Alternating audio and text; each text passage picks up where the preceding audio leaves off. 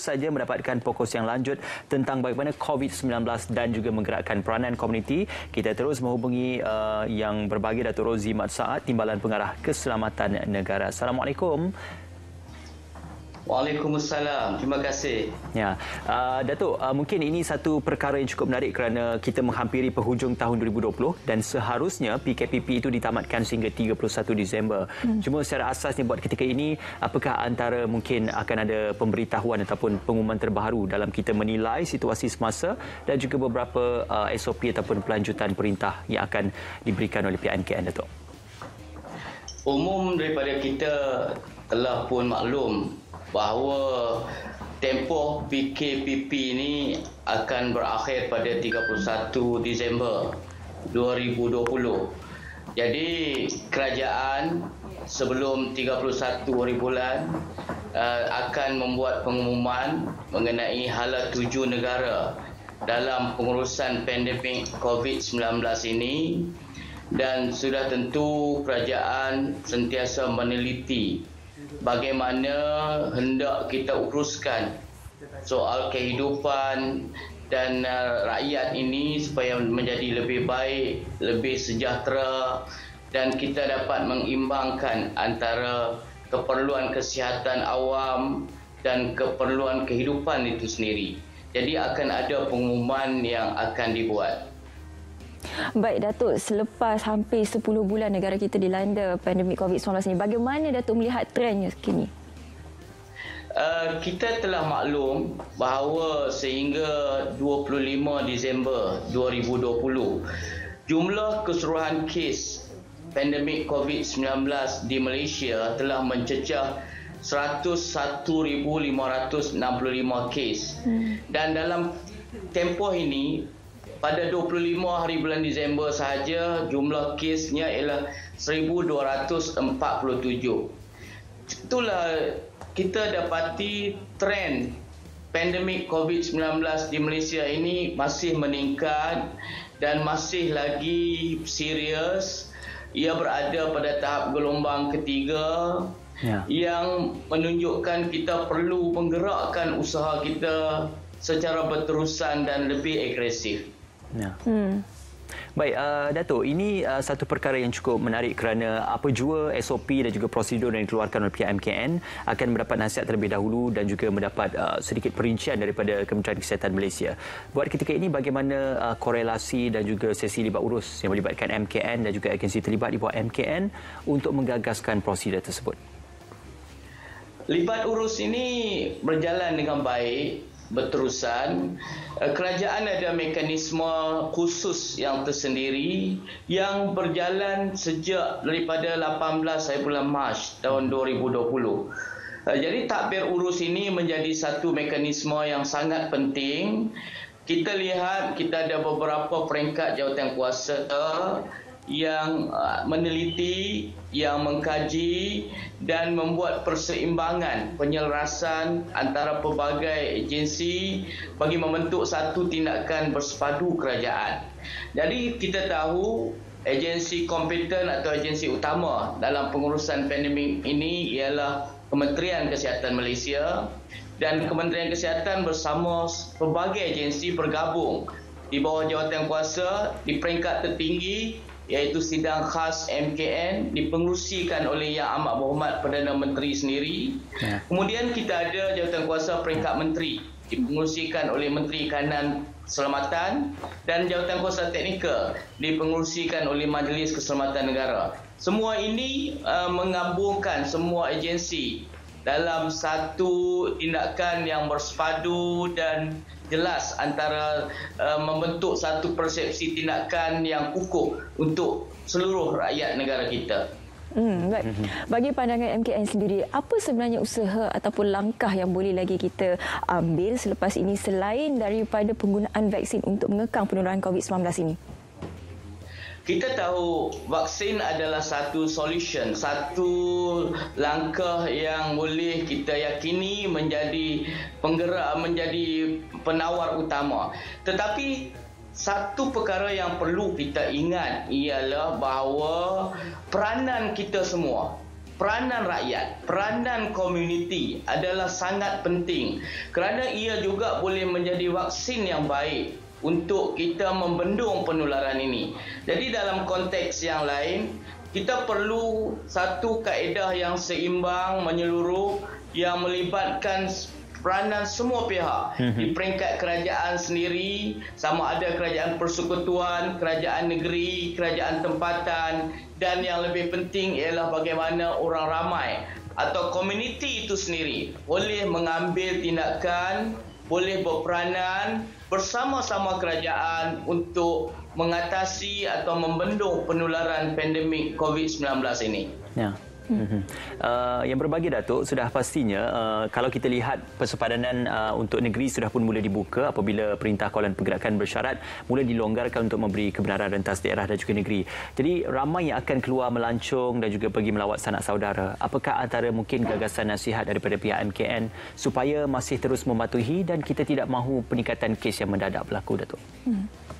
Kita tahu bahawa COVID-19 ini pasti berada dalam masyarakat kita. Kita tidak tahu sama ada dia ada di tepi atau di sebelah kita. Jadi dalam perkara ini, apabila kebebasan, kelonggaran pergerakan diberikan, rakyat seharusnya faham bahawa kita perlu terus patuh kepada SOP. SOP tetap ada kerana ia menjadi alat penting untuk mengawal tingkah laku kita supaya tingkah laku yang dikawal ini boleh menjadi ejen yang boleh membendung penularan COVID-19 ini. Jadi dalam hal ini, jika kita nak bergerak melancong, kerajaan ingin mengutarakan pendekatan test and travel, iaitu kita buat saringan dan kita boleh melancong. Jadi jika kita boleh amalkan test and travel ini, ia akan menjadi satu perkara yang lebih selesa untuk kita. Jika kita ada kemampuan, kita hendak melancong, kita hanya membuat saringan dan ujian. Jika keputusannya negatif, kita boleh bebas bergerak dan melancong melakukan aktiviti dengan lebih selesa. InsyaAllah. Baik, tadi Datuk mengatakan bahawa dalam untuk kita mengawal penularan COVID-19 ini, ia memerlukan bantuan dan juga sokongan daripada orang ramai. Jadi sebenarnya mekanisme terbaik untuk menggerakkan komuniti ini untuk sama-sama membantu kerajaan bagaimana? Mekanisme ini, jika kita lihat, kita ada di peringkat tertinggi, di peringkat negara atau kebangsaan.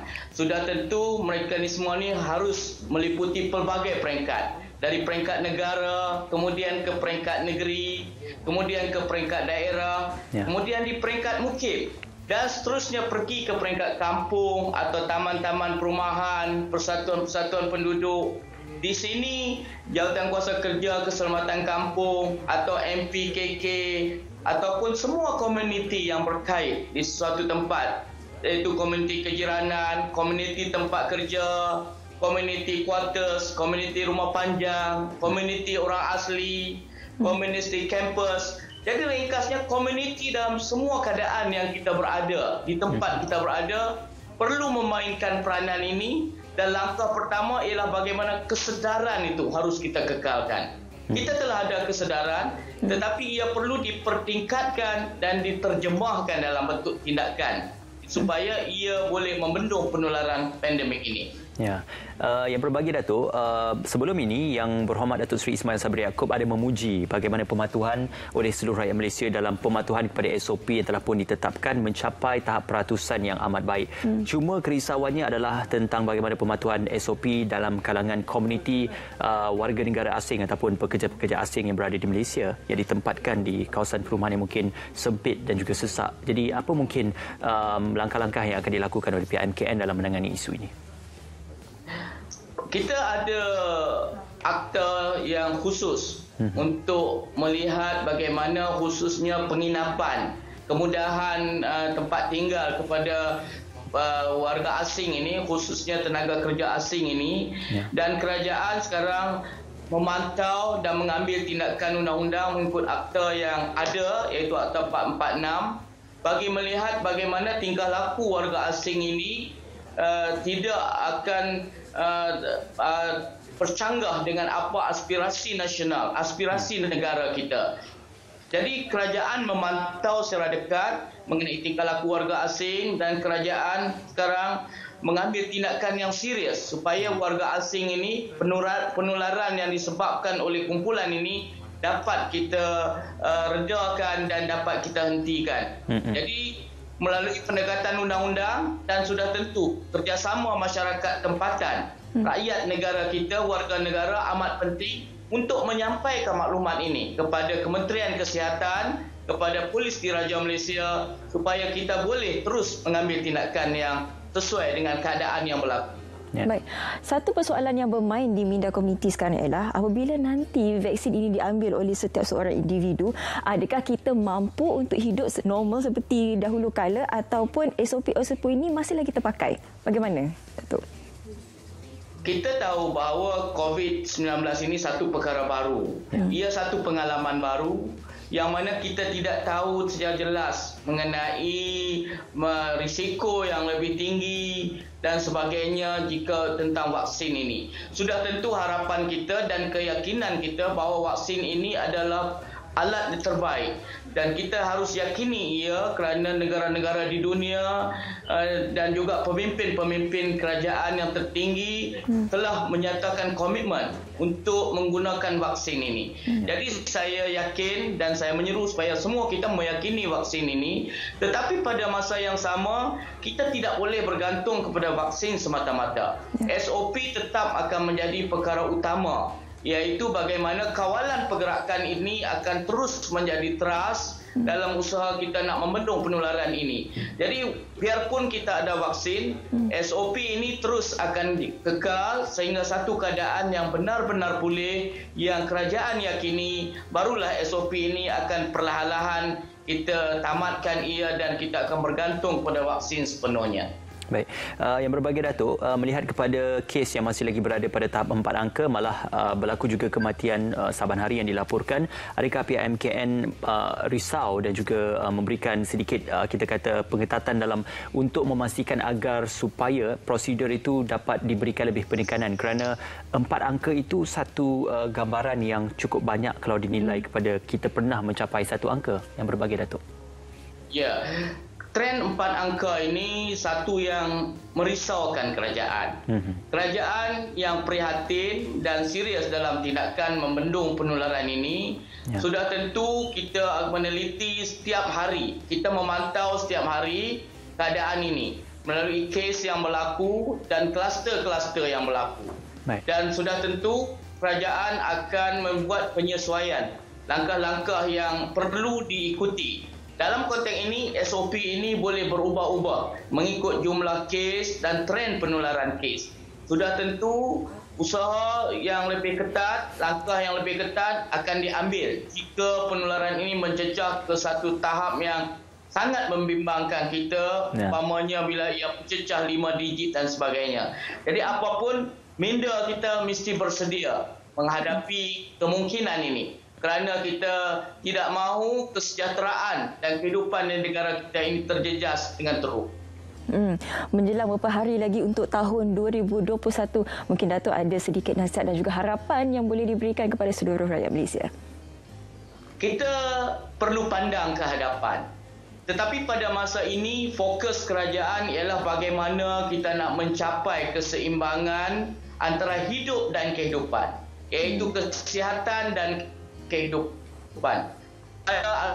Aspek sosial, ekonomi haruslah kita seimbangkan dengan aspek langkah kita nak menjaga kesihatan awam ini. Jadi dalam konteks ini kita dapati aktiviti ekonomi dan sosial perlu diteruskan, dan dalam perkara ini biarpun kita boleh bekerja, melancong, satu perkara utama SOP itu masih menjadi perkara utama teras dalam kita hendak mengawal penularan ini, dan SOP ini mesti dipatuhi. Dalam pada itu, suka saya ingatkan bahawa langkah-langkah pencegahan dengan mengamalkan 3W, iaitu kerap mencuci tangan dengan menggunakan sabun, pakai alat pelitup muka, kemudian dengan kita elakkan bersentuhan, bersalaman, ini harus kita tekankan. Dan pada masa yang sama, elakkan 3S, elakkan di tempat yang sesak, elakkan di tempat yang sempit, dan elakkan bersembang pada jarak yang dekat, yang berdekatan,